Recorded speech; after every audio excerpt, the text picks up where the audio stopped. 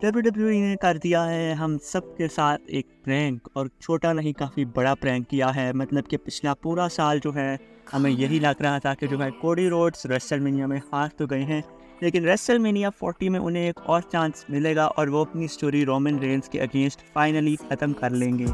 और बिल्कुल ऐसी ही सिचुएशन बनती जा रही थी कि दरमियान में एक आ जाती है मंडे नाइट रॉ, और जिसमें हो जाते हैं रॉक अपीयर। और जो रॉक अपीयर होते हैं वो जब जाने लगते हैं तो ये कहते हैं कि क्या वो बैठना चाहेंगे हेड ऑफ़ दैट टेबल के ऊपर। इस पर काफ़ी ज़्यादा फैंस जो हैं खुश भी हो जाते हैं, लेकिन खैर तब इसके ऊपर इतना नोट नहीं किया जाता। और यही होता है कि जो है रेसलमेनिया में Cody Rhodes versus Roman Reigns होगा। फिर आ जाता है रॉयल रंबल और कोडी रोड्स जीत जाते हैं रॉयल रंबल। लेकिन इससे पहले एक चीज़ ये भी होती है कि जो है रॉक वो टीकीओ कंपनी के जो है बोर्ड ऑफ डायरेक्टर बन जाते हैं। अब तब ये चीज़ हमें और ज़्यादा क्लैरिटी मिलती है कि जो है रोमन रेंस वर्सेस रॉक होगा रेसलमेनिया 40 में। लेकिन फिर होता है रॉयल रंबल और जीत जाते हैं कोडी रोड्स, जहाँ पर वो पॉइंट करते हैं रोमन रेंस की तरफ।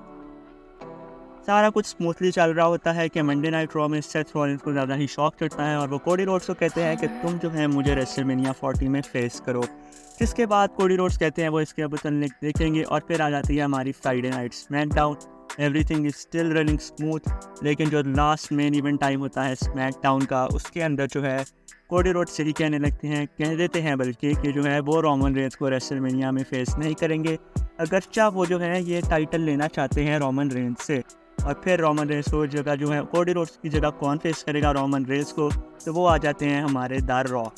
अब जहाँ जो काफ़ी लोग हैं वो रोमन रेंस वर्सेस कोडी रोड देखना चाह रहे होते हैं, तो वहाँ ज़्यादातर जो मेजॉरिटी है वो Roman Reigns versus the rock भी देखना चाह रही होती है। अब ट्रिपल एच ने यहाँ पर बिल्कुल टोनी खान की तरह जो है अपनी ऑडियंस को सुनना चाहा, और जो ज़्यादा मेजॉरिटी थी वो थी रोमन रेंस वर्सेस रॉक की तरफ। तो WWE ने जो है बुक कर दिया रॉक के साथ मिलकर Roman Reigns versus the rock for WrestleMania 40। लेकिन अभी ये भी कंफर्म नहीं है कि क्या ये होता है या नहीं, क्योंकि जो अब काफ़ी ज़्यादा फैंस हैं वो अब इसी फैसले के ऊपर जो है कुछ भी नहीं है कि जो है कोडी रोड्स को क्यों हटा दिया गया है। अब तो पहली बात फैंस की खुद नहीं समझ आ रही कि वो क्या कौन सा मैच देखना चाहते हैं, या वो Roman Reigns versus the rock देखना चाहते हैं, या वो Roman Reigns versus the Cody Rhodes देखना चाहते हैं। अब इस सारे मसले में जो बंदा फंस चुका है वो तो है सेथ रॉलिंस, जिसका अब अगर कोडी रोड्स के साथ मैच होता है तो हमें गारंटीड पता है कि कोडी रोड्स ने वर्ल्ड हेवीवेट चैंपियनशिप जीत जानी है। इस पर जो है मुझे तो बड़ा गुस्सा आ रहा है, क्योंकि सेथ रॉलिंस की जो रेन है वो उसको भी चलने देना चाहिए था, जबकि रोमन की रेंज को ख़त्म कर देना चाहिए था। लेकिन अब फिर से वही बात है कि जो WWE ने है इस वक्त फैंस की जो डिमांड थी उसको सुना, और अब जब फैंस की डिमांड को पूरा किया गया तो फैंस वापस इसी फैसले के ऊपर जो है टर्न आउट हो गए कि Roman Reigns versus Cody Rhodes ज़्यादा बेटर था, ताकि कोडी रोड्स अपनी जो है स्टोरी फिनिश करें। अब अगर Roman Reigns versus the rock का मैच होना है रेसलमेनिया 40 में, तो मोस्ट प्रोबेबली ज़्यादा चांसेस क्या कंफर्म ही है एक तरह से कि रोमन रेंस ही जीतेंगे, और वो रॉक से जो कि इस वक्त हॉलीवुड से रिटर्न हुए हैं उनको हराएंगे। क्योंकि रॉक वैसे भी जो है वापस ही चले जाएंगे, तो मेरा नहीं ख्याल कि ऐसा कुछ होने वाला है।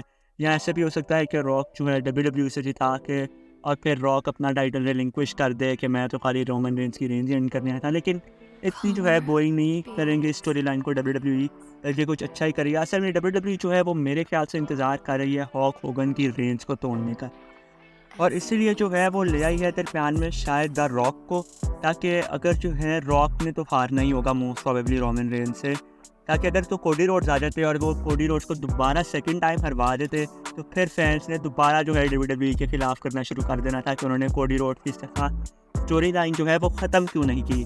तो मेरे ख्याल से तो एक तरह से ये WWE का ही कोई मास्टरमाइंड प्लान है, जिसकी वजह से वो रॉक को ले आए हैं। क्योंकि रोमन रेंस की जो रेन है जिस तरह वो चल रही है, एक साल मतलब कि ज़्यादा ही तीसरा साल है मेरे ख्याल से ये रोमन रेंस का ना, तो अब इतने साल लेके आए हैं एक ही बंदे को, तो अब उसका मेरा ख्याल तो यही है कि वो आगे जो है उसका नाम क्या है, उसके 2000 मेरे ख्याल से डेट है, उसकी रेन भी जो है WWE शायद तोड़वाए रोमन रेंस से ही। तो इसके लिए तो फिर हमें रेसलमेनिया 41 तक भी रोमन रेंस को शायद देखना पड़ सकता है।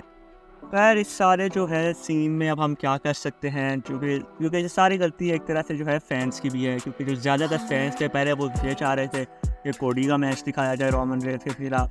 फिर जो है दरमियान में रॉक कहाँ से पता नहीं निकल रहा है कि रॉक वर्सेस रोमन रेंस, वैसे इसका प्लान तो काफ़ी टाइम से ही था, और रॉक भी ये कह रहे थे बल्कि कि the biggest WrestleMania main event होने वाला है।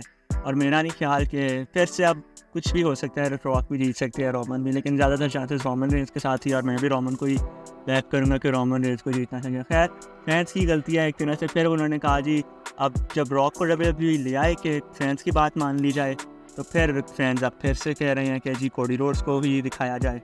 खैर, इसके अलावा बात कर लेते हैं एजे स्टाइल्स और ड्रू मैकिंटायर के मुतालिक। जो न्यूज़ है वो ये है कि ड्रू मैकिंटायर का जो कॉन्ट्रैक्ट है वो अप्रैल में हो जाना है एक्सपायर आफ्टर रेसलमेनिया 40। तो ड्रू मैकिंटायर जो है शायद AEW में मूव कर जाएँ। खाली ड्रू मैकिंटायर ही नहीं बल्कि एजे स्टाइल्स के मुतालिक भी यही न्यूज़ है कि एजे स्टाइल्स भी जो है AEW में मूव कर जाएँ।